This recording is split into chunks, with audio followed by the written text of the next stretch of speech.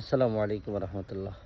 রমজানের শেষ দশক আসছে। আল্লাহ রাসূল সাল্লাল্লাহু আলাইহি ওয়াসাল্লাম রমজানের শেষ 10 দিনই মাজায় গামছা বেঁধে, কোমরে গামছা বেঁধে এবাদতের নির্দেশ প্রদান করেছেন এবং তিনি নিজেও এভাবে এবাদত করতেন।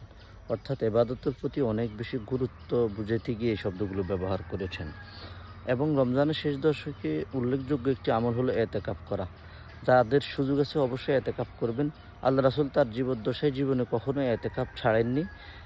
কোনো একটা রমজানে তিনি এতেকাফ করতে পারেননি, পরের বছর রমজানে তিনি 20 দিন এতেকাফ করেছেন। সুতরাং ইহার অনেক গুরুত্ব রয়েছে।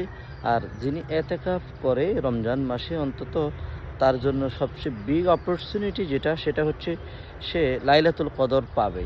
রমজানের শেষ দশকে বিজোড় রাত্রিগুলোতে লাইলাতুল কদর হওয়ার সম্ভাবনা অনেক বেশি, হাদিসে এটাই পাওয়া যায়। সুতরাং আমাদের উচিত এতেকাফ করা। আসসালামু আলাইকুম।